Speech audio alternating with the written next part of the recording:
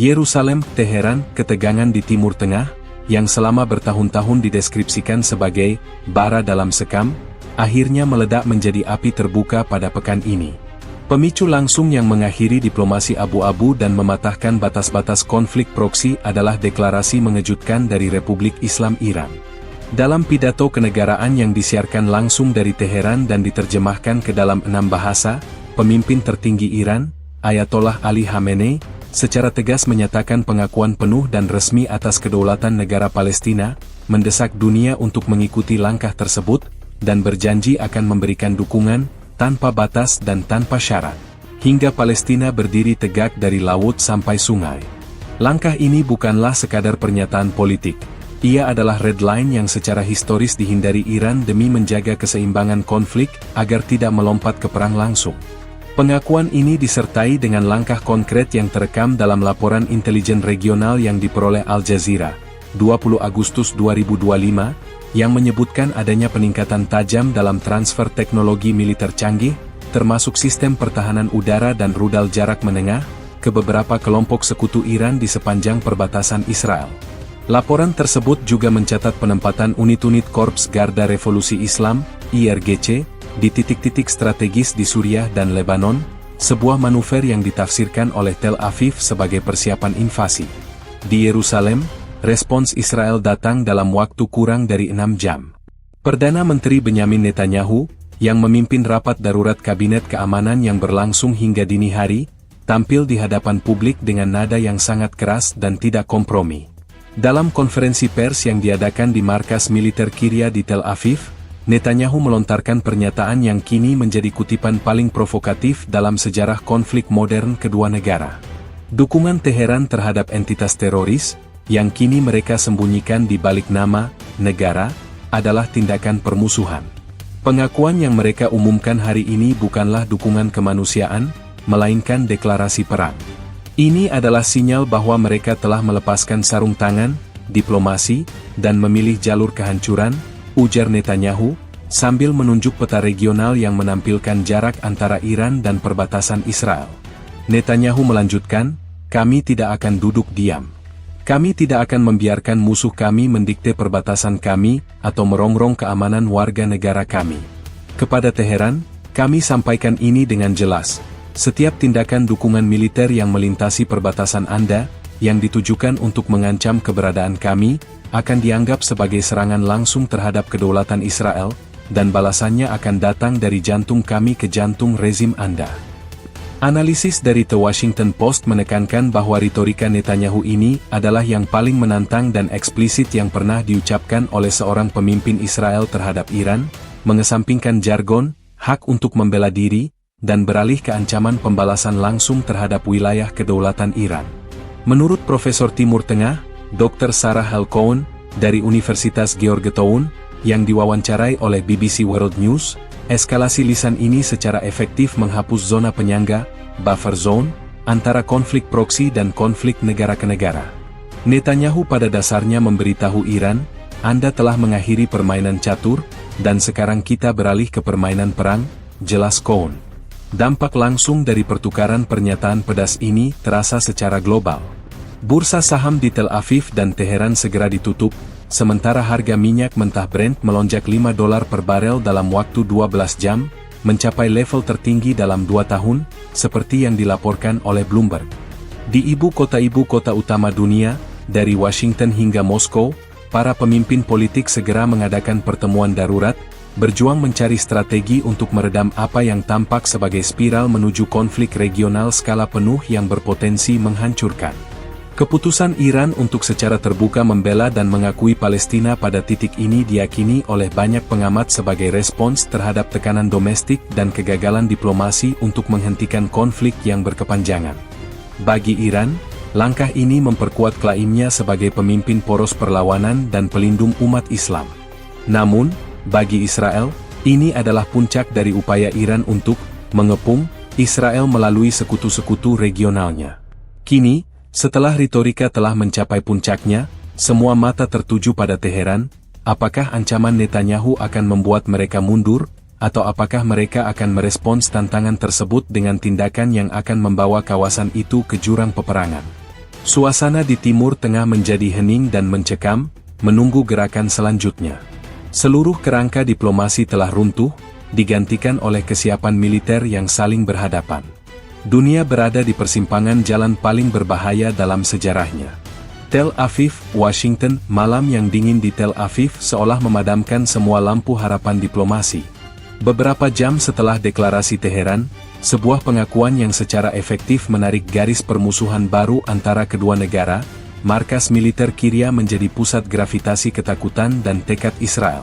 Perdana Menteri Benyamin Netanyahu muncul dari ruang bawah tanah komando, wajahnya tegang dan tanpa ekspresi, siap menyampaikan respons yang telah dirancang dengan cermat, sebuah pernyataan yang bukan hanya menanggapi Iran, tetapi secara aktif memprovokasi eskalasi. Pidato Netanyahu ini, yang hanya berlangsung selama 11 menit tetapi mengubah peta geopolitik Timur Tengah, menganggap dukungan terbuka Iran terhadap Palestina sebagai deklarasi permusuhan yang paling ekstrim. Dalam penampilan yang disiarkan oleh semua saluran berita utama, Netanyahu memulai pidatonya dengan nada yang dingin, kontras dengan gemuruh amarah yang dirasakan di antara para menteri kabinet keamanannya.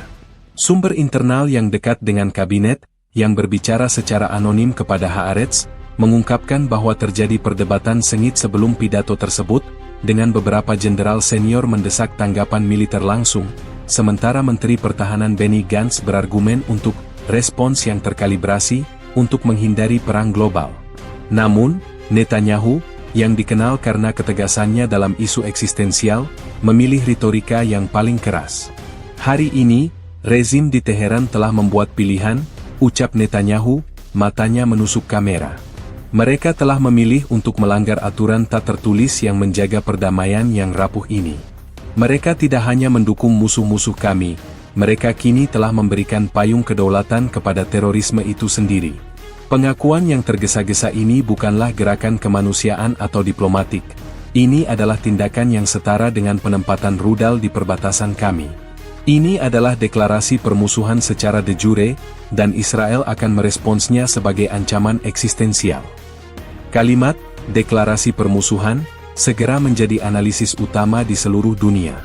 The New York Times melaporkan dalam editorial utamanya bahwa penggunaan frasa ini, yang jarang digunakan dalam hukum internasional kecuali dalam konteks memulai perang, menunjukkan bahwa Israel kini secara resmi menganggap Iran sebagai kombatan yang sah dan langsung dalam konflik dengan Palestina. Analis politik senior mereka, David E. Sanger, menulis, Netanyahu tidak meninggalkan ruang interpretasi. Dia telah menetapkan bahwa konflik ini bukan lagi antara Israel dan proksi Iran. Ini adalah konflik antara Yerusalem dan Teheran, dan dia sengaja menantang pemimpin tertinggi Iran untuk melihat seberapa jauh mereka berani melangkah setelah garis merah terakhir ini terlampaui. Provokasi Netanyahu tidak berhenti pada interpretasi hukum perang. Dia kemudian secara eksplisit menargetkan para pemimpin Iran. Kepada para mullah yang bersembunyi di bunker di Teheran, lanjut Netanyahu, dengan nada yang kini meninggi. Jangan keliru. Jika Anda berpikir bahwa Laut Tengah, atau bahkan Teluk Persia, akan menjadi zona aman bagi Anda setelah langkah gegabah ini, Anda salah.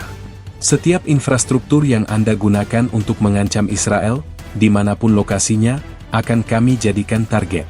Dan ketika saya mengatakan setiap infrastruktur, saya merujuk pada kekayaan, kekuatan, dan orang-orang yang mendukung rezim Anda.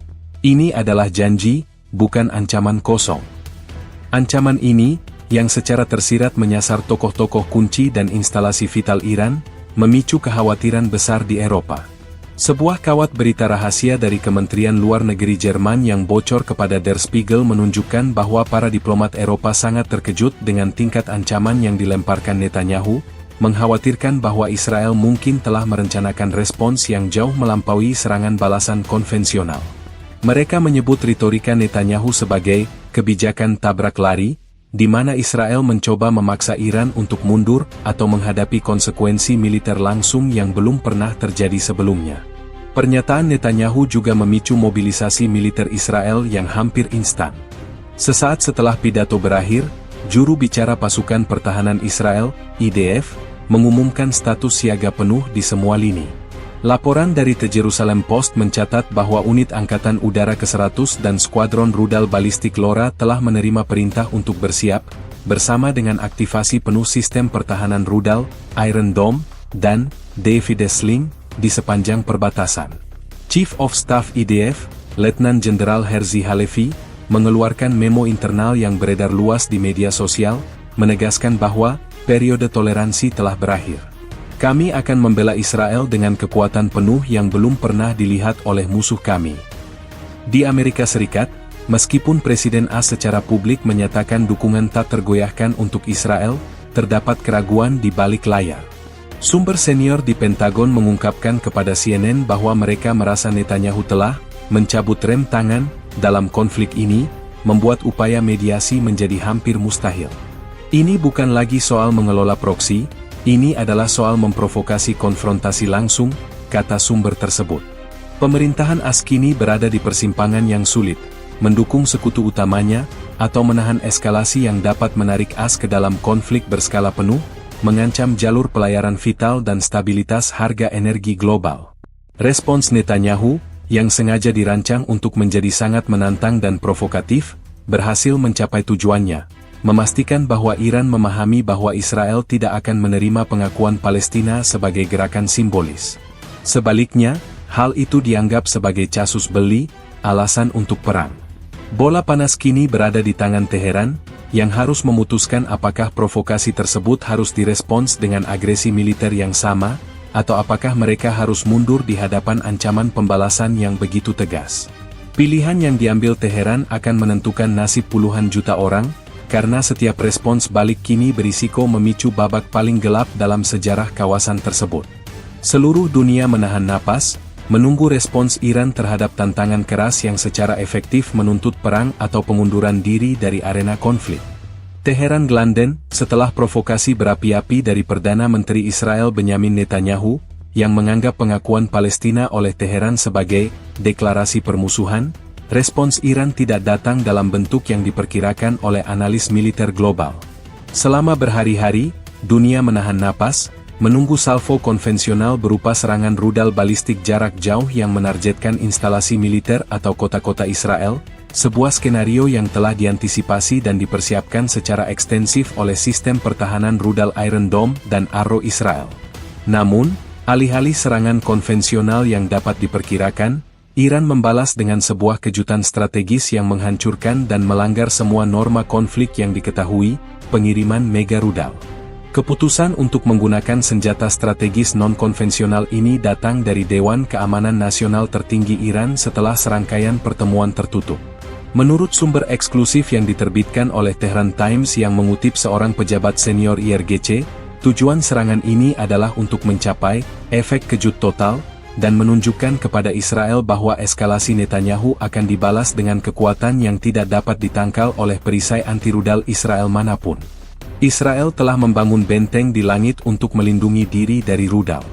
Kami memutuskan untuk menyerang fondasi mereka, menyerang bumi di bawah kaki mereka, ujar pejabat tersebut, mengisyaratkan sifat serangan yang tidak biasa.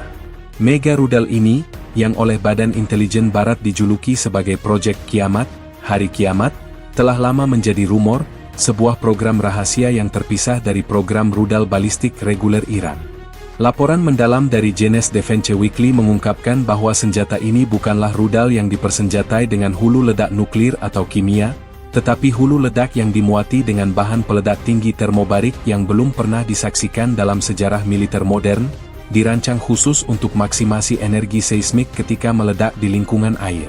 Sumber di Pentagon, yang diwawancarai oleh Jenes, menyebutkan bahwa Iran telah menghabiskan bertahun-tahun mengembangkan teknologi detonasi bawah air ini, bertujuan menciptakan senjata pembalasan asimetris, yang dapat memanfaatkan geografi kawasan Timur Tengah, khususnya perairan Laut Mati yang unik, untuk menghasilkan kerusakan katastrofik tanpa melanggar batas penggunaan senjata pemusnah massal yang dilarang. Pilihan untuk tidak menargetkan daratan secara langsung adalah elemen kejutan strategis yang paling mematikan. Israel telah menginvestasikan miliaran dolar untuk memproyeksikan kekuatan ke darat dan udara, namun tidak pernah secara serius mengantisipasi serangan yang mengubah bencana alam menjadi senjata. Iran secara fundamental mengubah aturan permainan. Mereka menanggalkan serangan dari udara yang mudah diintersep dan memilih serangan geofisika. Ini bukan tentang menghancurkan markas militer, ini tentang mendestabilisasi infrastruktur sipil, menimbulkan kepanikan massal, dan, yang paling penting, menciptakan krisis kemanusiaan yang akan melumpuhkan kemampuan Israel untuk membalas secara instan. Dalam sebuah wawancara dengan Associated Press, mantan Direktur CIA, James Woolsey, mengakui adanya kegagalan intelijen besar. Kami terlalu fokus pada hulu ledak nuklir dan rudal konvensional. Kami meremehkan keinginan Iran untuk berinovasi dan mencari titik lemah geologis Israel. Siapa yang akan berpikir bahwa Laut Mati yang unik, sebuah titik terendah di bumi, akan menjadi titik awal serangan paling mematikan? Ini adalah taktik kotor, namun strategisnya brilian, ujar Woolsey. Mega rudal diluncurkan dari lokasi yang tidak diungkapkan di Iran Tengah.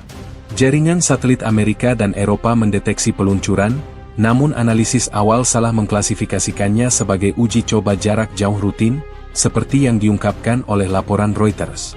Hanya ketika rudal tersebut memasuki ruang udara Yordania dan kemudian melakukan manuver unik di atas gurun Negev menuju Laut Mati, para operator pertahanan Israel menyadari bahwa mereka sedang menghadapi ancaman yang belum pernah terjadi. Rudal itu tidak terbang tinggi untuk menyerang kota, ia turun tajam ke bawah cakrawala dan menuju target air.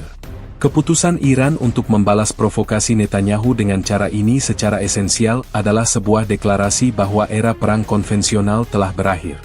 Mereka telah memperkenalkan senjata pencegah baru yang memanfaatkan pengetahuan ilmiah dan kerentanan lingkungan, bukan hanya kekuatan daya ledak mentah. Ini adalah upaya untuk menghindari perang habis-habisan yang dapat menghancurkan Iran, sambil memberikan pukulan yang dampaknya jauh lebih buruk daripada serangan militer biasa. Dengan serangan ini, Iran tidak hanya menantang Israel, tetapi juga menantang komunitas internasional, memaksa mereka untuk bergulat dengan definisi baru dari agresi militer dan penggunaan senjata geofisika. Kekhawatiran global kini berpusat pada seberapa jauh dampak strategis dari kejutan ini. Apakah negara-negara lain, terutama musuh Iran di Teluk dan Timur Tengah, akan mencoba meniru teknologi mega rudal ini? Dan yang terpenting, bagaimana Israel, yang mendasarkan doktrin keamanannya pada superioritas militer dan pencegahan, akan merespons serangan yang tidak dapat mereka cegah, sebuah serangan yang bertujuan untuk menimbulkan kerugian massal tanpa mengorbankan satupun tentara Iran? Teheran telah memilih eskalasi paling non-konvensional yang mungkin terjadi, mengubah Laut Mati menjadi senjata, dan meletakkan dasar bagi babak konflik yang sepenuhnya baru dan mengerikan. Dead Sea aman, di tengah keriuhan militer dan ketegangan politik yang mendidih, keputusan Iran untuk menjadikan Laut Mati sebagai sasaran mega rudalnya telah diakui secara luas oleh pakar strategi sebagai tindakan yang brutal namun cerdik. Laut Mati, titik terendah di permukaan bumi, yang selama ribuan tahun dikenal sebagai danau garam yang kaya mineral, dan bukan medan tempur, tiba-tiba diubah menjadi senjata alam paling mematikan di dunia. Pemilihan lokasi ini menunjukkan perencanaan strategis yang dingin dan mengejutkan, jauh dari tembakan rudal biasa. Analisis mendalam yang dipublikasikan oleh jurnal sains bergengsi, Scientific American, menjelaskan secara rinci mengapa Laut Mati menjadi target ideal untuk serangan geofisika semacam itu.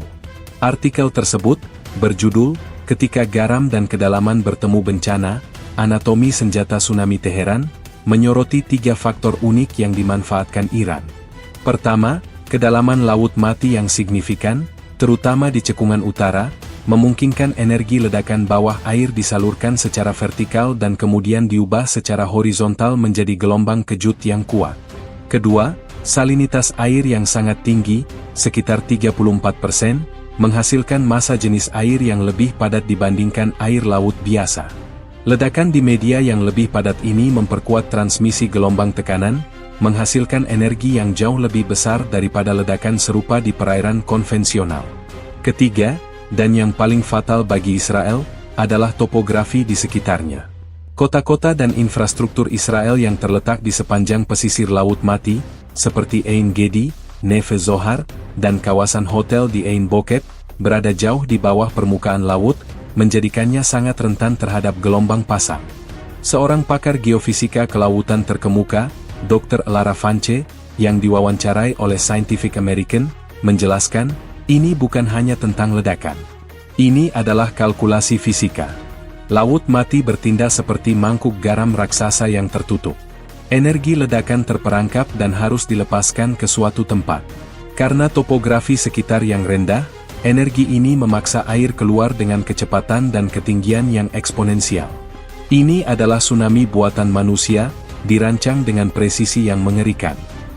Strategi Iran dalam menargetkan Laut Mati adalah menghindari serangan langsung terhadap Yerusalem atau Tel Aviv, yang akan memicu respons nuklir atau konvensional besar-besaran dari Israel dan mungkin koalisi Barat. Sebaliknya, mereka memilih untuk melumpuhkan Israel secara asimetris. Sumber intelijen Israel yang dikutip oleh Israel Hayom mengungkapkan bahwa Mossad sempat memiliki laporan samar mengenai penelitian Iran terhadap teknik rekayasa geofisika. Namun informasi tersebut dianggap berlebihan dan tidak mungkin dilakukan dalam praktik militer, terutama di Laut Mati, yang secara tradisional dianggap sebagai zona aman dan damai, jauh dari konflik militer. Sikap berpuas diri ini kini berubah menjadi penyesalan nasional. Kami mempersiapkan diri untuk perang udara dan rudal, kami melatih unit untuk perang perkotaan dan infiltrasi, kata Mayor Jenderal Purnawirawan Amnon Reshev, mantan komandan IDF, dalam wawancara emosional dengan Israel Hayom. Kami membangun pertahanan di langit dan di tanah. Tapi kami tidak pernah membangun pertahanan terhadap gelombang. Kami mengabaikan Laut Mati, melihatnya sebagai sumber daya wisata dan mineral, bukan sebagai senjata potensial di tangan musuh. Ini adalah kelemahan strategis terbesar kami. Tujuan strategis Iran jelas, bukan hanya untuk menimbulkan kerugian, tetapi untuk menimbulkan kekacauan yang melumpuhkan. Dengan meledakkan mega rudal di perairan internasional Laut Mati, Teheran berusaha mencapai beberapa tujuan. Pertama, menghindari pelacakan segera dan pencegahan oleh pertahanan udara Israel, karena rudal itu menargetkan air. Kedua, memastikan dampak terbesar dengan memanfaatkan kelemahan topografi Israel. Ketiga, menciptakan krisis kemanusiaan yang akan mengalihkan fokus dan sumber daya militer Israel dari potensi pembalasan, sekaligus menekan Perdana Menteri Netanyahu untuk menghadapi bencana sipil yang tak terbayangkan. Aspek lain dari pemilihan lokasi ini yang memicu kecaman internasional adalah kerusakan lingkungan dan historis yang ditimbulkannya. Laut Mati adalah situs warisan budaya dan ekologi yang unik. The Guardian melaporkan bahwa ledakan masif ini telah menyebabkan kerusakan irreversibel pada ekosistem laut yang unik dan situs-situs arkeologi kuno di tepi laut.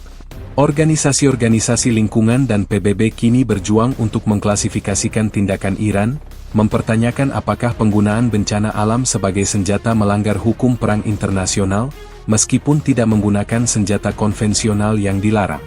Keputusan Teheran untuk secara sadar mengubah danau yang damai menjadi medan pembantaian massal menunjukkan pergeseran doktrin militer Iran dari kekuatan proksi menjadi kekuatan yang siap melakukan tindakan destabilisasi yang tidak terbayangkan. Laut Mati kini akan dikenang bukan karena airnya yang menyembuhkan, melainkan karena perannya sebagai medan tempur tsunami, sebuah bukti kebrutalan dan kejeniusan sinis yang baru dalam perang abad ke-21. Laut Mati Washington, dalam hitungan detik setelah mega rudal Iran menghantam Laut Mati, ilmu pengetahuan yang dulunya hanya teori berubah menjadi horor yang mematikan. Detonasi yang terjadi di kedalaman perairan paling asin di dunia itu bukan sekadar ledakan. Ini adalah sebuah kejutan geologi yang direkayasa, sebuah manipulasi brutal terhadap fisika lingkungan yang dirancang untuk menghasilkan bencana alam buatan.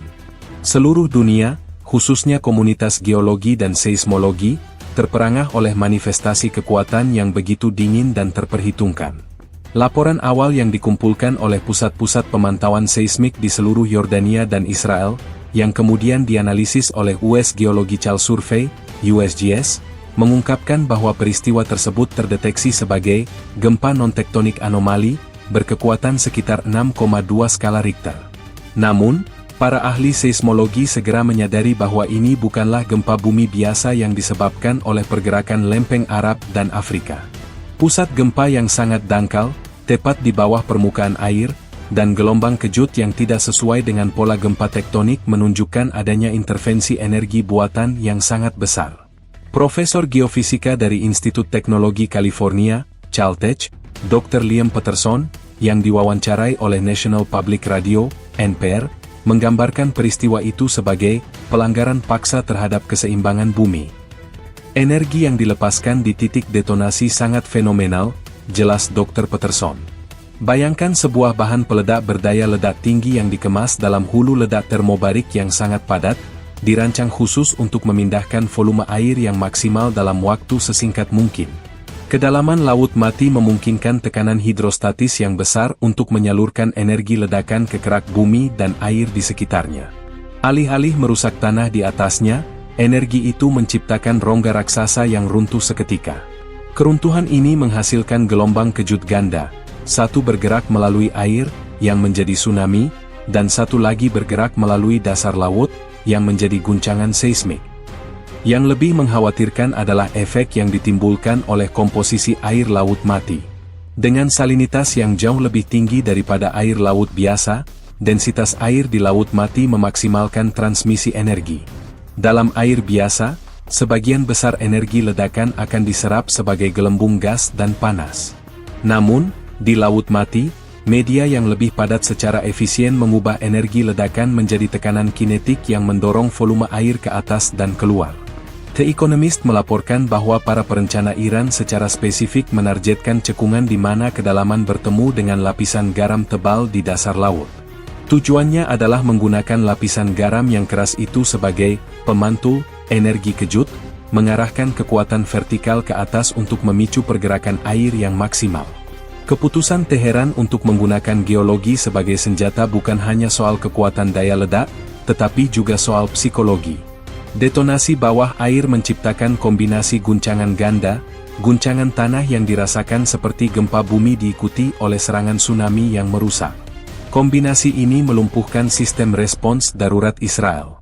Laporan internal yang bocor dari Badan Respons Bencana Israel, yang dikutip oleh Yediot Ahronot, mengungkapkan bahwa tim darurat awalnya disiagakan untuk bencana gempa, mengalihkan sumber daya mereka ke operasi penyelamatan reruntuhan, padahal ancaman sesungguhnya, gelombang air setinggi 13 meter, sudah mendekat dengan kecepatan yang mengerikan.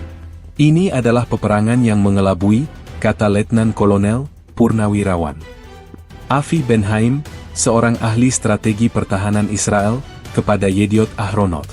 Iran memaksa kita untuk bertindak berdasarkan protokol gempa, membuat kita mengabaikan protokol banjir bandang.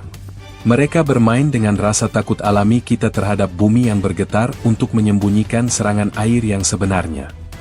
Taktik keji ini juga disorot oleh komunitas lingkungan.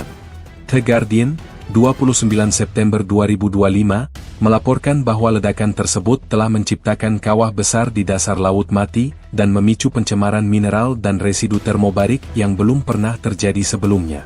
Upaya internasional untuk menilai kerusakan ekologis sedang berlangsung, tetapi para ahli memperingatkan bahwa ekosistem unik laut mati, yang sudah tertekan karena penurunan permukaan air, mungkin menghadapi kehancuran total.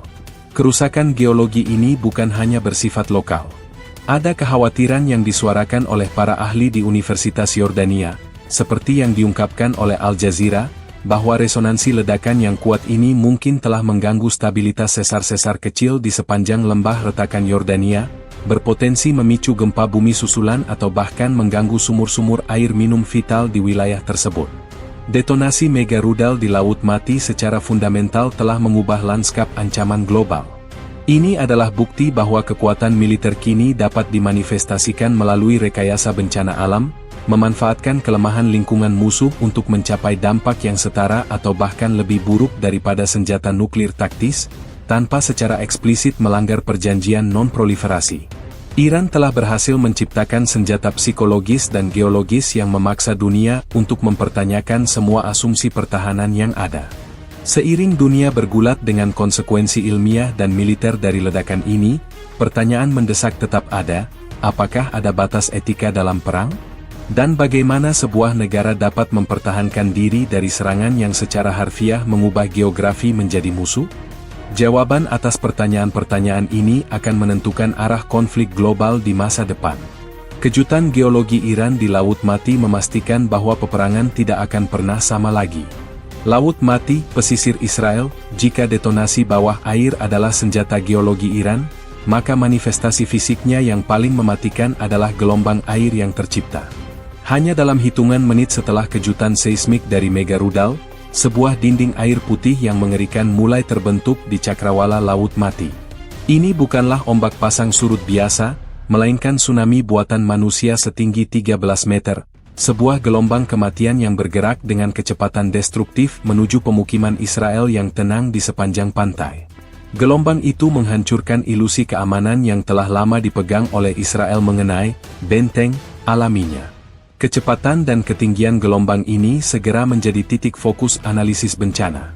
Pakar oseanografi dari Universitas Tel Aviv, Dr. Michael Oren, yang menjadi narasumber utama dalam laporan mendalam oleh The Wall Street Journal, menjelaskan bahwa faktor pendorong utama ketinggian gelombang adalah kedangkalan tiba-tiba perairan Laut Mati di dekat garis pantai. Di laut dalam, energi ledakan menyebar dalam volume yang besar. Tetapi ketika gelombang tsunami yang kuat ini memasuki perairan dangkal, hukum Green berperan, kecepatan gelombang menurun, tetapi ketinggiannya melonjak secara eksponensial, jelas Dr. Oren. Mengingat topografi lembah Laut Mati yang unik, yang berada jauh di bawah permukaan laut, dorongan air dari kedalaman 13 meter itu setara dengan gelombang yang menghantam dataran rendah tanpa perlawanan alami. Ini adalah fisika yang dipersenjatai. Laporan The Wall Street Journal lebih lanjut mengutip data satelit yang menunjukkan bahwa dari titik detonasi, gelombang kejut air memerlukan waktu kurang dari 7 menit untuk mencapai pemukiman terdekat. Kecepatan ini, yang diperkirakan mencapai 70 hingga 80 km per jam di perairan yang relatif dangkal, membuat peringatan dini praktis tidak mungkin dilakukan. Meskipun Israel memiliki sistem peringatan gempa, sistem ini gagal memprediksi tsunami karena sifat anomali dari sumber ledakan yang merupakan intervensi buatan, bukan pergeseran lempeng alami. Saksi mata di Ein Gedi, sebuah kibbutz yang terletak di dataran rendah yang kini rata dengan tanah, menggambarkan kengerian tersebut. Seorang turis yang beruntung selamat karena berada di ketinggian, diwawancarai oleh BBC World News, memberikan kesaksian yang mengguncang. Kami mendengar ledakan, lalu tanah berguncang. Hanya beberapa menit kemudian, kami melihat dinding putih itu datang. Itu bukan air, itu adalah lumpur tebal yang bergerak dengan kecepatan kereta api. Air itu membawa mobil, bus, bahkan bangunan kecil. Kami tahu Laut Mati tidak memiliki ombak, jadi kami butuh beberapa detik untuk menyadari, ini adalah akhir. Dampak paling parah dirasakan oleh kota-kota pesisir Israel di sepanjang Laut Mati, khususnya kawasan resor Ein Bokek dan Neve Zohar. Area-area ini, yang merupakan pusat turis vital dengan puluhan hotel mewah dan infrastruktur kesehatan, menjadi target utama karena kepadatan populasi sipilnya yang tinggi. Yediot Ahronot melaporkan secara grafis bahwa gelombang setinggi 13 meter itu tidak hanya membanjiri, tetapi meluluhlantakkan struktur beton bertulang, menyapu mobil dan bus hingga bermil-mil ke pedalaman. Air asin, yang diperkaya dengan mineral dan lumpur dasar laut, bertindak seperti bubur abrasif, mengupas lapisan permukaan bumi dan menyisakan gurun lumpur yang beracun di belakangnya. Tsunami Laut Mati, ini dengan cepat melampaui bencana alam biasa karena sifat destruktifnya yang multidimensi. Selain kekuatan kinetik air yang masuk memiliki salinitas tinggi, merusak secara permanen tanah pertanian dan vegetasi yang ada. Al Jazeera English melaporkan bahwa lumpur dan air garam telah merusak pabrik pengolahan air minum Israel dan Yordania, menciptakan krisis air bersih regional yang parah, sebuah lapisan keputusasaan baru di tengah bencana kemanusiaan. Keputusan Iran untuk menciptakan tsunami ini bukan hanya tindakan pembalasan militer. Ini adalah tindakan terorisme ekologis dan sipil yang bertujuan untuk mengacaukan moral dan infrastruktur Israel.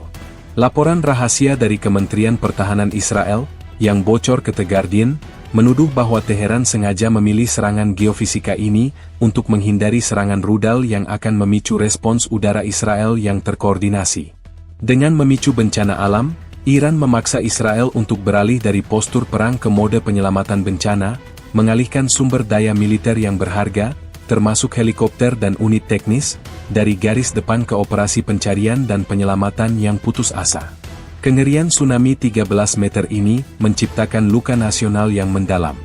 Masyarakat Israel, yang terbiasa dengan ancaman roket dan perang darat, kini harus menghadapi fakta bahwa geografi alami mereka sendiri telah dipersenjatai.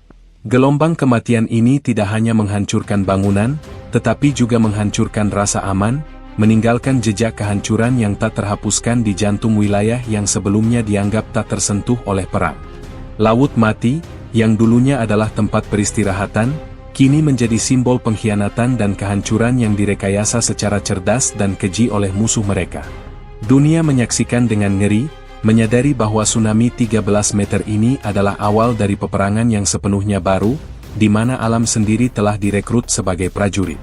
Ein Bokek, Yerusalem, dampak fisik dari tsunami 13 meter yang dipicu oleh mega rudal Iran segera terlihat dalam gambaran kehancuran total di sepanjang pesisir Laut Mati Israel. Kota-kota pesisir yang biasanya tenang, pusat spa, dan kibbutzim yang menjadi rumah bagi ribuan orang, kini hanya menyisakan gurun lumpur asin dan puing-puing beton. Kehancuran tersebut berlangsung dalam hitungan menit, sebuah kecepatan yang melumpuhkan respons dan memadamkan harapan.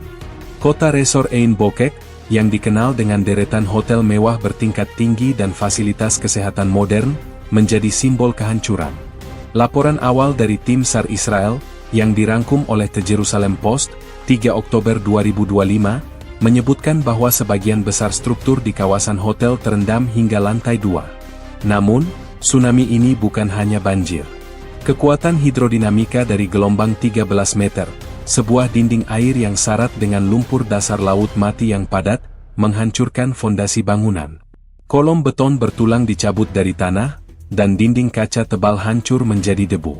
Seorang insinyur struktural dari Universitas Ben Gurion, Dr. Yossi Dayan, yang berbicara kepada Yediot Ahronot, menjelaskan, ini bukan masalah kualitas konstruksi. Kekuatan yang dilepaskan setara dengan gempa bumi berkekuatan 7,0 yang bergerak horizontal. Bangunan-bangunan itu dirancang untuk menahan gempa vertikal, bukan serangan air yang datang dari samping dengan kecepatan tinggi. Ein Bokek telah dihapus, hanya rangka-rangka bangunan tertinggi yang tersisa. Di selatan, kehancuran yang sama mengerikannya melanda pemukiman kecil dan kibbutzim. Neve Zohar dan Zofar, yang terletak di dataran yang sangat rendah, hampir seluruhnya tersapu. Al Jazeera English menyiarkan rekaman drone yang menunjukkan bahwa daerah-daerah tersebut kini tampak seperti ladang basah yang luas, di mana sisa-sisa perabotan, kendaraan, dan puing-puing bangunan tersebar tanpa pola hingga bermil-mil jauhnya. Media tersebut mengutip saksi mata di Zofar yang mengatakan gelombang datang begitu cepat setelah goncangan awal sehingga mereka tidak punya waktu untuk mencapai tempat yang tinggi. Peringatan kami adalah guncangan, lalu kami melihat air, dan kemudian kegelapan, kata seorang warga yang diselamatkan. Selain kehancuran properti, bencana ini juga melumpuhkan infrastruktur vital Israel di kawasan tersebut. Pabrik pengolahan mineral Laut Mati, salah satu sumber pendapatan industri terbesar Israel, menderita kerusakan parah dan diperkirakan tidak dapat beroperasi selama bertahun-tahun. Saluran pipa air bersih dan sanitasi utama yang melintasi kawasan tersebut pecah, memperburuk krisis kemanusiaan dan sanitasi. Laporan dari Kementerian Lingkungan Hidup Israel yang diakses oleh Haaretz, 5 Oktober 2025, menyebutkan bahwa lumpur garam yang masuk ke daratan telah membuat ribuan hektar tanah menjadi tidak subur secara permanen, sebuah kerugian ekonomi jangka panjang yang tak terbayangkan. Aspek paling memilukan dari kehancuran ini adalah kecepatan dan finalitasnya. Kehancuran yang dibutuhkan puluhan tahun untuk dibangun telah terjadi dalam hitungan menit. Profesor Sejarah dan Sosiologi Bencana dari London School of Economics, Dr. Helen Cross, yang diwawancarai oleh BBC World News, menganalisis dampak psikologis dari bencana ini. Perang biasanya memberi waktu respons. Ada sirene, ada peringatan, ada bunker. Tsunami ini datang tanpa ampun. Kerusakan bukan hanya fisik, tetapi juga psikologis. Ini adalah pengalaman trauma kolektif yang mendalam karena masyarakat merasa dikhianati oleh lingkungan mereka sendiri dan kecepatan di mana kehidupan normal mereka dihilangkan, kata Dr. Cross, menekankan bagaimana narasi kejutan dan kengerian Iran telah terwujud sempurna. Kerugian finansial segera dikalkulasi. Meskipun sulit untuk mendapatkan angka pasti di tengah kekacauan, perkiraan awal dari Bloomberg, 5 Oktober 2025, menempatkan kerusakan properti dan infrastruktur Israel di kawasan Laut Mati pada angka konservatif $50 miliar. Angka ini tidak termasuk kerugian pendapatan pariwisata, biaya pemulihan ekologis jangka panjang, dan yang terpenting, kerugian manusia. Pemerintah Israel kini menghadapi tugas mustahil untuk tidak hanya memimpin respons militer, tetapi juga untuk mengelola bencana sipil yang telah mengubah bentangan besar wilayahnya menjadi zona terlarang yang dipenuhi reruntuhan dan lumpur beracun. Keputusan Iran untuk memicu kehancuran massal di wilayah sipil alih-alih target militer telah memicu kecaman keras dari PBB dan Uni Eropa, seperti yang dilaporkan oleh The Guardian. Mereka menyebut tindakan ini sebagai kejahatan terhadap kemanusiaan, karena fokusnya yang disengaja pada infrastruktur sipil dan populasi yang rentan. Namun, bagi Israel, kecaman ini terasa hampa. Kehancuran di pesisir Laut Mati adalah bukti nyata pergeseran doktrin musuh mereka, sebuah pukulan yang menargetkan hati ekonomi dan pariwisata Israel, dan secara efektif menghapus pemukiman damai. Proses pemulihan, jika pernah tercapai, akan memakan waktu setidaknya 1 generasi, dan rasa aman di Laut Mati telah hilang selamanya. Tel Aviv, Geneva, jika kehancuran fisik di pesisir Laut Mati adalah gambaran kengerian, maka biaya manusia dari serangan tsunami yang direkayasa Iran adalah inti dari tragedi nasional Israel. Dalam laporan sementara yang dikeluarkan oleh Kementerian Kesehatan dan Komando Dalam Negeri Israel, skala kerugian manusia ditetapkan pada angka yang mengerikan, setidaknya 50.000 warga Israel dinyatakan hilang dan 200 warga tewas. Angka ini, yang disampaikan di tengah upaya pencarian dan penyelamatan yang putus asa, secara cepat melabeli tsunami Laut Mati sebagai krisis kemanusiaan terburuk dalam sejarah modern negara itu, jauh melampaui kerugian dalam semua konflik Arab-Israel sebelumnya. Angka 50.000 orang hilang, yang segera menarik perhatian dunia, bukanlah korban tewas yang terverifikasi, melainkan individu yang berada di zona bencana pada saat serangan dan tidak dapat dilacak. Mayor Jenderal, Purnawirawan Uri Stern, Kepala Operasi Pencarian dan Penyelamatan, SAR, Komando Dalam Negeri, dalam konferensi pers yang dipenuhi ketegangan di Tel Aviv, menjelaskan kesulitan dalam memverifikasi status korban. Gelombang setinggi 13 meter itu tidak hanya menenggelamkan, itu menyapu. Banyak korban terseret jauh ke daerah lumpur, ada yang mungkin tersapu kembali ke Laut Mati, dan ada yang terkubur di bawah puing-puing beton yang sangat besar di Ein Bokek, kata Stern. Kami berhadapan dengan area seluas ratusan kilometer persegi yang kini tertutup lumpur garam yang sangat lengket dan beracun. Upaya pencarian sangat lambat dan berbahaya. Kami harus jujur, sebagian besar dari 50.000 orang ini kami khawatirkan telah meninggal. Situasi di lapangan digambarkan oleh tim bantuan internasional sebagai pemandangan dari neraka. Associated Press, AP, melaporkan dari Neve Zohar, di mana tim pencari PBB kesulitan menembus lapisan lumpur tebal yang tingginya mencapai 2 meter di beberapa tempat.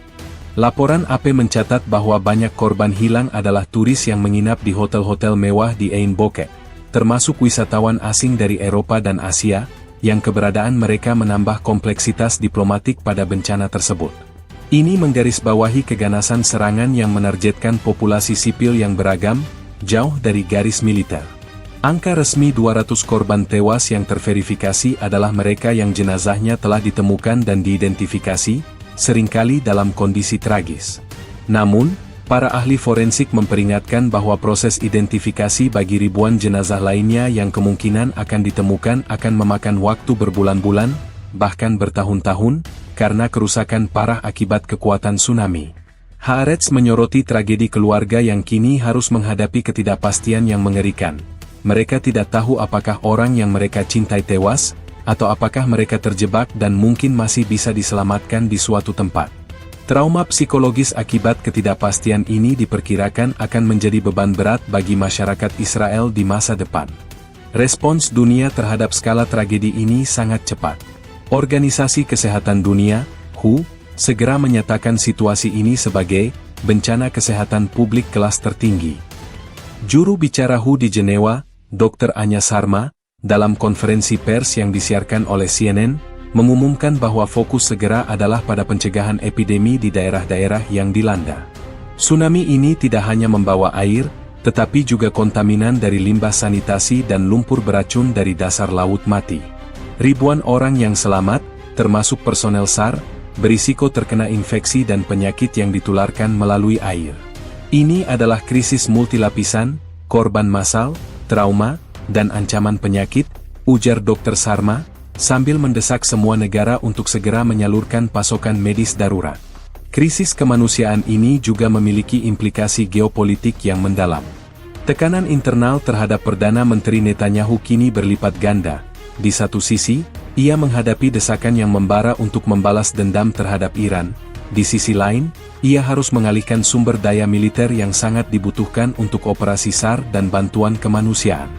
The New York Times menerbitkan sebuah analisis yang menyatakan bahwa Iran telah berhasil memenangkan babak ini dalam konflik psikologis.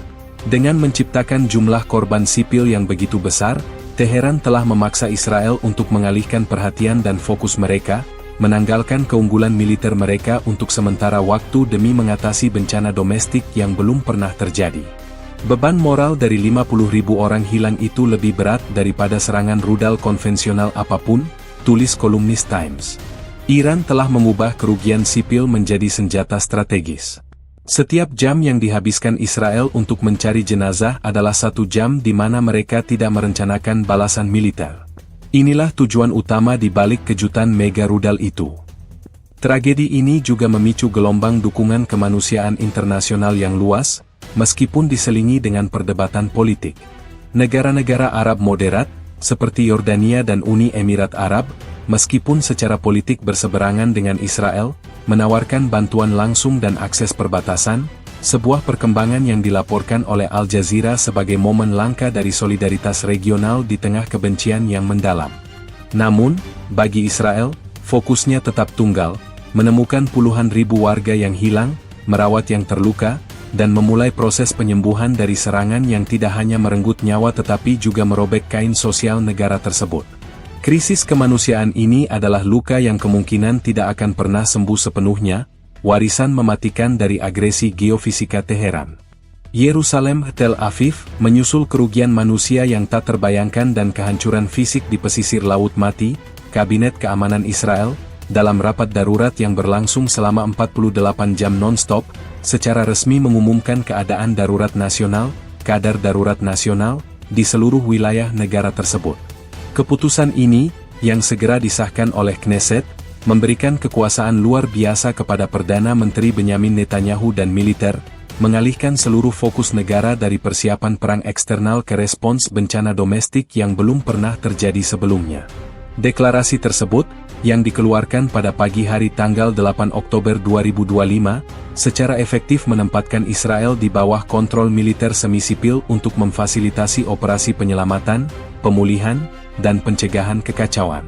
Langkah ini bukanlah formalitas belaka, itu adalah pengakuan suram bahwa serangan tsunami geofisika Iran telah berhasil melumpuhkan fungsi-fungsi sipil negara.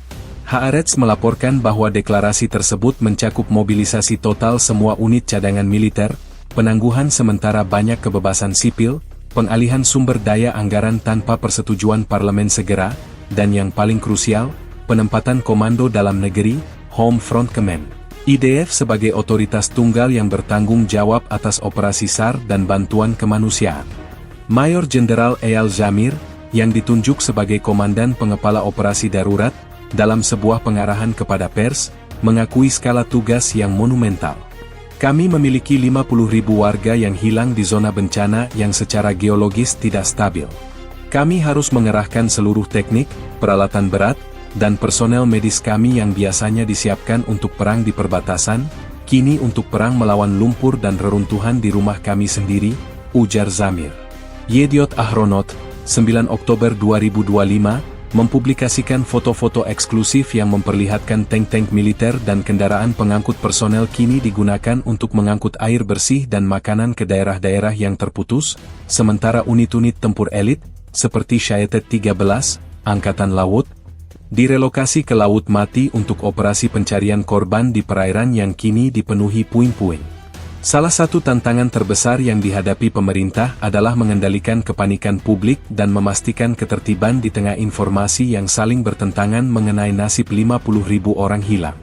The Jerusalem Post melaporkan adanya gelombang kemarahan publik yang diarahkan kepada pemerintah atas apa yang dianggap sebagai kegagalan intelijen, dalam memprediksi sifat serangan Iran ini. Deklarasi darurat nasional memungkinkan penyaringan informasi yang ketat dan koordinasi komunikasi yang terpusat, sebuah langkah yang dikritik oleh kelompok-kelompok hak sipil tetapi dipertahankan oleh kabinet sebagai upaya penting untuk mencegah kekacauan sosial. Secara bersamaan, krisis ini memicu perang logistik yang kompleks. Komando militer segera mengambil alih gudang-gudang makanan dan logistik nasional. Laporan dari Bloomberg menyoroti bahwa prioritas utama adalah memastikan pasokan air bersih dan listrik bagi ribuan pengungsi yang terpaksa meninggalkan rumah mereka di daerah yang dilanda tsunami dan kini ditempatkan di tempat penampungan sementara di Beersheba dan Yerusalem. Dengan kerusakan parah pada infrastruktur pengolahan air, Israel terpaksa secara mendesak mengaktifkan semua pabrik desalinasi di pesisir Mediterania dan mengalihkan pasokan ke selatan melalui jaringan pipa darurat, semuanya di bawah pengawasan dan perlindungan militer. Di tingkat internasional, keputusan untuk menyatakan keadaan darurat ini secara signifikan memperumit upaya pembalasan. CNN mewawancarai seorang analis Timur Tengah di Washington, yang menyatakan bahwa Iran telah berhasil menciptakan dilema strategis yang fatal bagi Netanyahu. Netanyahu harus memilih, membalas Iran dan mempertaruhkan perang regional penuh di saat kapasitas militernya terikat pada misi SAR domestik, atau menunda pembalasan dan kehilangan kredibilitas di mata publiknya yang haus akan keadilan, kata analis tersebut. Keadaan darurat ini mengikat tangan Israel secara militer, memaksanya untuk fokus ke dalam, sebuah kemenangan taktis yang brilian bagi Teheran. Dalam upaya untuk menanggulangi skala bencana, Israel secara resmi mengajukan permintaan bantuan internasional besar-besaran, sebuah langkah yang jarang dilakukan kecuali dalam situasi perang atau bencana besar. Reuters melaporkan bahwa lusinan negara telah merespons, mengirimkan tim SAR spesialis, peralatan pembersih lumpur, dan pasokan medis. Tim ahli dari Jepang, yang memiliki pengalaman luas dalam menghadapi tsunami, menjadi salah satu yang paling dicari. Namun, semua bantuan asing ini harus beroperasi di bawah payung komando dalam negeri Israel, sesuai dengan aturan keadaan darurat nasional, memastikan bahwa Israel mempertahankan kontrol penuh atas respons krisis di wilayahnya sendiri, meskipun harus menerima bantuan asing. Deklarasi keadaan darurat nasional oleh Israel ini adalah pengakuan atas kemenangan strategis non-konvensional Iran. Itu adalah respons institusional terhadap realitas baru bahwa ancaman terbesar Israel saat ini bukanlah invasi tentara atau rentetan rudal, melainkan bencana kemanusiaan dan geologi yang direkayasa. Di Yerusalem, meskipun ada desakan untuk membalas, fokus militer dan politik kini sepenuhnya terkunci pada misi penyelamatan dan pemulihan, sebuah prioritas yang akan menentukan kelangsungan hidup dan ketahanan Israel dalam menghadapi strategi perang baru yang mematikan ini. New York, Geneva, Brussels, skala tragedi tsunami laut mati yang direkayasa Iran, dengan 50.000 warga Israel hilang dan deklarasi keadaan darurat nasional, segera memicu gelombang keterkejutan global dan kecaman internasional yang belum pernah terjadi sebelumnya. Dunia, yang selama berdekade terbiasa dengan konflik militer konvensional di Timur Tengah, kini harus bergulat dengan realitas mengerikan dari perang geofisika. Reaksi global bukan hanya tentang mengutuk agresi, tetapi juga tentang menetapkan batas etika dan hukum di era senjata bencana alam buatan. Markas Besar Perserikatan Bangsa-Bangsa, PBB, di New York menjadi pusat aktivitas diplomatik yang panik.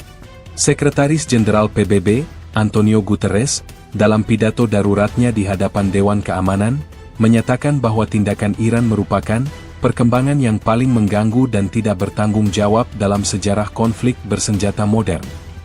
Guterres mendesak semua anggota Dewan Keamanan untuk segera mengutuk penggunaan bencana alam sebagai senjata perang. Associated Press, AP, melaporkan bahwa meskipun resolusi kecaman diajukan, resolusi itu segera menghadapi kebuntuan klasik.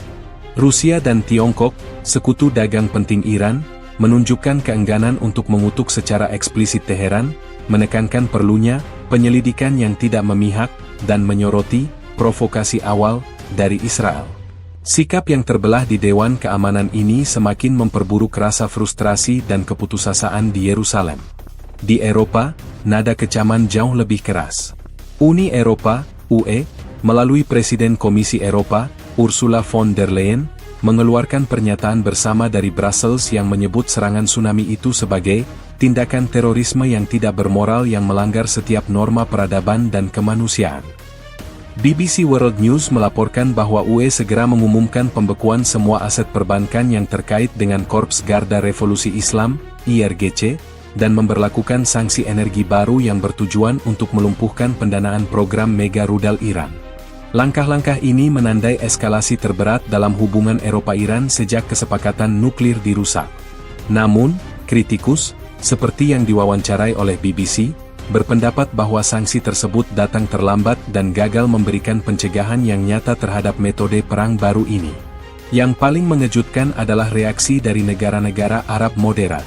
Berbeda dengan masa lalu di mana kecaman terhadap Israel adalah hal yang lumrah, skala krisis kemanusiaan di Laut Mati memicu solidaritas yang langka. Raja Abdullah II dari Yordania, yang negaranya juga berbatasan dengan Laut Mati, walaupun sebagian besar kehancuran terjadi di sisi Israel, mengeluarkan pernyataan belasungkawa resmi dan menawarkan bantuan teknis langsung, sebuah langkah yang dilaporkan oleh Al Jazeera sebagai tanda bahwa ancaman geofisika Iran dianggap sebagai destabilisasi yang meluas, melampaui konflik Israel-Palestina.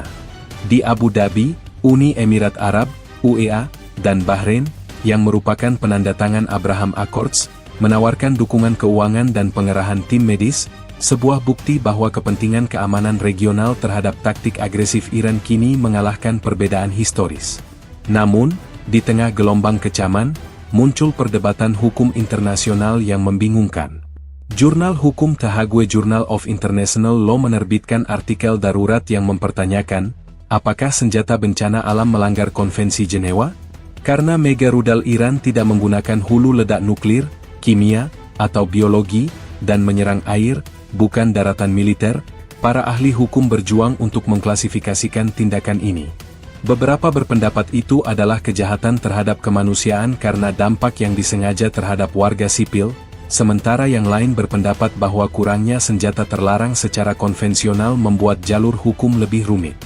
Ketidakjelasan hukum ini memberikan celah diplomatik bagi Iran untuk mempertahankan tindakannya sebagai tindakan pembalasan strategis yang sah terhadap ancaman Israel.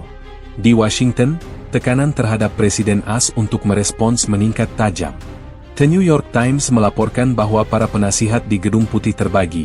Sebagian mendesak respons militer langsung terhadap instalasi rudal Iran, sementara yang lain memperingatkan bahwa pembalasan di tengah krisis kemanusiaan akan menjerumuskan kawasan itu ke dalam kekacauan yang tak terpulihkan. Presiden, yang kini menghadapi tekanan domestik untuk mendukung sekutu utamanya dan kekhawatiran global akan perang, menghadapi pilihan yang mustahil. Keterkejutan global tidak hanya melumpuhkan Israel, itu juga melumpuhkan para pengambil keputusan global. Pada akhirnya, meskipun kecaman internasional mengalir deras dan sanksi baru dijatuhkan, kenyataan di lapangan tetap pahit bagi Israel. Iran telah mencapai tujuannya, menciptakan trauma sipil yang masif, mengalihkan fokus Israel, dan memaksa dunia untuk menyaksikan tanpa kemampuan untuk memberikan hukuman militer yang cepat dan tegas. Dunia mungkin terperangah dan mengutuk, tetapi ancaman balasan Iran telah berhasil membeli waktu dan menciptakan kekacauan strategis. Yerusalem, Tel Aviv, Perdana Menteri Israel, Benyamin Netanyahu, saat ini menghadapi badai terberat dalam karir politiknya yang panjang dan syarat gejolak. Serangan tsunami Laut Mati Iran telah memicu krisis kemanusiaan terburuk dalam sejarah Israel, dan secara bersamaan, krisis politik dan moral yang mendalam bagi kepemimpinannya. Di tengah lumpur dan puing-puing, ia kini terperangkap dalam dilema yang kejam. Ia harus mengelola operasi pencarian dan penyelamatan yang monumental, sambil menghadapi tekanan domestik yang membara dan tak terhindarkan untuk membalas dendam terhadap Teheran. Netanyahu, yang reputasinya dibangun di atas janji keamanan yang tak tertembus, tiba-tiba menjadi simbol kerentanan. The Jerusalem Post melaporkan bahwa meskipun ada persatuan nasional yang diperlukan untuk menghadapi bencana, protes-protes sporadis namun emosional mulai muncul di Tel Aviv, menuntut pertanggungjawaban atas kegagalan pencegahan yang memungkinkan serangan geofisika Iran terjadi. Para kritikus menuduh bahwa fokus pemerintah yang berlebihan pada ancaman nuklir dan rudal konvensional telah membuat mereka buta terhadap inovasi strategis Iran. Mantan Menteri Pertahanan, Moshe Ya'alon, dalam kolomnya yang sangat tajam di Yediot Ahronot, menulis, Perdana Menteri telah gagal melindungi rakyatnya dari ancaman yang tidak ortodoks. Harga darah dari 50.000 warga hilang menuntut lebih dari sekadar pemulihan, ia menuntut pembalasan yang proporsional dan segera. Tekanan untuk membalas dendam ini bukan hanya datang dari oposisi, tetapi juga dari dalam koalisi dan militer sendiri. Sumber anonim di Kabinet Keamanan, yang berbicara kepada Haaretz, mengungkapkan bahwa terjadi perdebatan yang sengit. Faksi garis keras, dipimpin oleh Menteri Keuangan dan beberapa anggota Partai Likud, mendesak Netanyahu untuk segera menyetujui respons militer yang menghancurkan terhadap target-target Iran di daratan. Argumentasi mereka sederhana, jika Israel gagal membalas serangan yang begitu dahsyat terhadap warga sipil, maka doktrin pencegahan, deterrence, negara itu akan hancur total, mengundang serangan lebih lanjut di masa depan. Jika kita tidak membalas dengan keras sekarang, kita mengundang kehancuran lebih lanjut di masa depan, adalah sentimen yang dominan di antara para pendukung pembalasan. Namun, Netanyahu juga terikat oleh realitas di lapangan. Keputusan untuk menyatakan keadaan darurat nasional, Bab 9, secara efektif mengikat sebagian besar sumber daya operasional dan intelijen militer pada operasi SAR yang masif. Chief of Staff IDF, Letnan Jenderal Herzi Halevi, dilaporkan telah memperingatkan kabinet bahwa meluncurkan serangan besar-besaran terhadap Iran saat 50.000 warga masih hilang dan ribuan tentara cadangan dikerahkan di sekitar Laut Mati akan berisiko tinggi dan tidak bertanggung jawab secara operasional. Halevi menekankan bahwa Israel harus memprioritaskan nyawa warganya yang tersisa dan memulihkan fungsi sipil sebelum memulai konfrontasi militer skala penuh, sebuah dilema yang dicap oleh The New York Times sebagai jebakan taktis Teheran. Analisis yang diterbitkan oleh The New York Times menyatakan bahwa tujuan strategis mega rudal Iran telah terpenuhi. Iran tidak hanya membunuh dan menghancurkan, mereka telah menciptakan krisis yang melumpuhkan kemampuan Israel untuk berperang. Mereka memaksa Netanyahu untuk memilih antara membalas dendam, yang akan berisiko tanpa dukungan penuh dari militer yang terbagi, atau fokus pada penyelamatan, yang akan membuatnya terlihat lemah di mata para pemilihnya. Analisis tersebut menyimpulkan bahwa setiap jam penundaan pembalasan memperkuat posisi Iran. Untuk mengimbangi tekanan ini, Netanyahu telah melakukan dua hal. Pertama, ia meningkatkan retorika publiknya. Dalam pidato nasional terbarunya, ia berjanji bahwa pembalasan akan datang, di tempat, waktu, dan dengan cara yang tidak akan pernah dilupakan oleh rezim di Teheran, sambil menghindari memberikan kerangka waktu yang pasti. Kedua, ia secara diam-diam mencari dukungan AS untuk serangan balasan yang terkoordinasi. Laporan dari CNN mengungkapkan bahwa Netanyahu telah melakukan panggilan telepon berulang-ulang dengan Presiden AS, mendesak Amerika Serikat untuk bergabung dalam serangan balasan, bersama dan meyakinkan, sebuah upaya untuk mendapatkan legitimasi internasional dan sumber daya militer AS untuk mengurangi risiko yang ditanggung Israel sendirian. Namun, Presiden AS dilaporkan ragu-ragu, khawatir pembalasan semacam itu akan memicu perang regional skala penuh yang dapat menghancurkan ekonomi global. Ini meninggalkan Netanyahu dalam posisi politik yang paling berbahaya. Jika ia menunda balas dendam terlalu lama, ia akan menghadapi pemberontakan politik domestik. Jika ia bertindak tergesa-gesa tanpa dukungan militer penuh, ia berisiko gagal dan memperburuk situasi. Krisis Netanyahu ini bukan hanya tentang pembalasan, melainkan tentang kelangsungan hidup politiknya dan masa depan Israel sebagai negara yang kuat. Warga Israel menuntut pembalasan atas 50.000 orang hilang mereka. Dunia menuntut agar ia menahan diri untuk mencegah Perang Dunia III. Dan di tengah semua ini, Benyamin Netanyahu harus membuat keputusan yang paling menentukan dalam hidupnya, di bawah bayang-bayang kehancuran Laut Mati yang terus menghantuinya.